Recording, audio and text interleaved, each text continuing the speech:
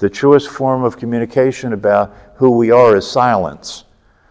Silence, because the awareness that we are is silent.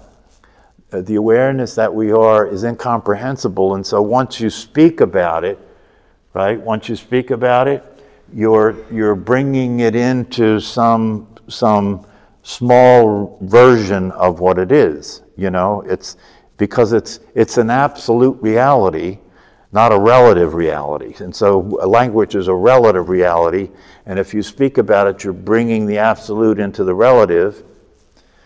And when you bring the absolute into the relative, you're bringing something that's non-dual, that is absolute, into duality, and you're separating it into this or that, and it becomes automatically very complicated, and it becomes automatically something that the mind is attempting to grasp, right? And the mind cannot grasp the truth of yourself. The mind cannot grasp reality, because the mind is linear, the mind is language-based.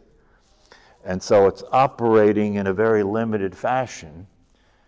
And so people are so oriented to the idea of language and the idea of questioning and getting answers that they feel that this is the way to come to the realization of who they are. But that's not possible. Intention and attention have to work together. So you can create an intention, but unless you're paying attention to the intention, it won't be there, right?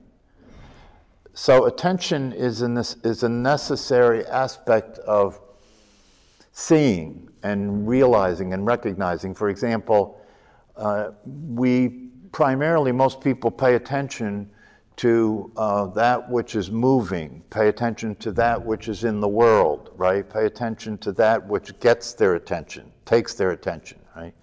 Pay attention to that which they think is going to give them something, you know? This is the conditioned state that we're in. But when you practice meditation, you're learning to direct attention, right? Not have the attention be taken. See, that's a major shift, right? You're learning, first of all, you're learning that for the most part, your attention has always been taken, and that the attention of most people has been taken, but they don't know that that's the case. And when you practice meditation, you can discover that that is the case because you're sitting there noticing your attention being taken, right? You're noticing your attention being taken because you put your attention on your breath and it goes to a thought. And so now you're noticing your attention being taken, and because you're noticing your attention being taken, you can learn to move it to where you choose to put it, and this gives you a power that you didn't have before. So, and then what do you do with that attention? Well, you direct it to its source. This is self-discovery. Self-discovery is taking the attention that is usually outward going, right, and turn it back to its source. So the attention is now looking at the awareness, right? Looking at the awareness. One of the teachers that I studied with very early on in my learning process was a guy who he created what he considered to be a method of awakening called look at yourself. He called it looking at yourself. Look at yourself. And he claimed that if you just looked at yourself one time, if you just turned your attention and looked at the source of your attention one time, that would switch on the light, you know, and after that there would be a natural process of self-realization and awakening and so forth. But in actuality, he was really only repeating what Ramana Maharshi taught, right? Because Ramana Maharshi said, you know, ask yourself, who am I, or what am I? And so when he said, look at yourself, it's saying the same thing, isn't it? If you look at yourself, aren't you asking yourself, who am I?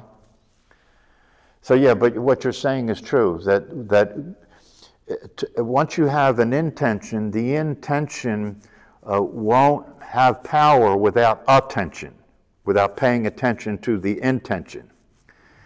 And we call this a project, you know, because why? Because when you create something as an intention, you project it into the future, and then by living consistent with the actions that would have that actually show up in reality, you realize the project, right? Which means that every day, for example, if you create the intention to be consistently alive, conscious, and awake, and be your actual natural self, right? If you create that intention, and then if you add to that the other piece that I suggested, that then you have it that that's the case already, that that's already true, right? And then you allow yourself to take some time and notice, okay, what's it feel like for that to actually be true? What's it like? How do I see life if that's actually true? How do I experience myself if that's actually true? How do I see other people if that's actually true? And you allow yourself to experience that experience, to see that experience, right? And then you actually, so this is the other part, and then you actually start to live consistent with that reality, right? So in other words, if I create the intention of writing a book, and then I have it that I've already done that's already happened, right? And I allow myself to experience what it's like to have written the book and be an author, and all of that, all the elements and aspects of that experience, right? Then I put that in time, you see. When you create it, you're not creating it in time, right? You're creating it in the eternal moment, which is actually reality, right? And then you put it in time, and when you put it in time, it comes to pass. When you put it in time, you begin to behave consistent with what you created until it actually manifests itself in the world, right? What you think about, if you think about something, what you think about consistently over time ends up showing up, whether it's something you're afraid of or whether it's something you want. Do you ever notice that? Everything you've ever gotten, you thought about it first, didn't you? Right? And not only did you think about it first, but everything you've ever gotten that you really wanted, you thought about it, you gave a lot of attention to it, right? And so anything that you think about that you give a lot of attention to, that you give a lot of your energy to, will eventually have that manifest itself in form. You can look at your life and see that that's true, whether we're talking about something you're afraid of or something that you want.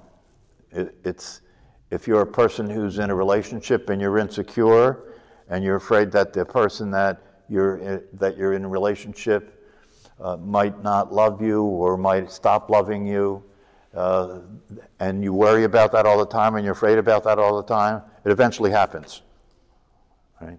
There's a lot of examples of this, right? So it's an important thing to take into consideration in terms of how it is that things manifest in form, how it is that things manifest in time.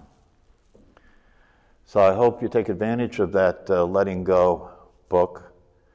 And then the other one that, have you seen the one that I put up on YouTube that I read, the Oneness book? You know about the YouTube channel, right? Okay, there's a book that Rupert Spira refers to a lot, that I read it aloud in a YouTube video. It's a short book, right? It takes about 45 minutes to listen to it. But I highly recommend that you listen to that. It's about oneness, it's about non-duality. And so it's a very helpful book to kind of get the experience of non-duality.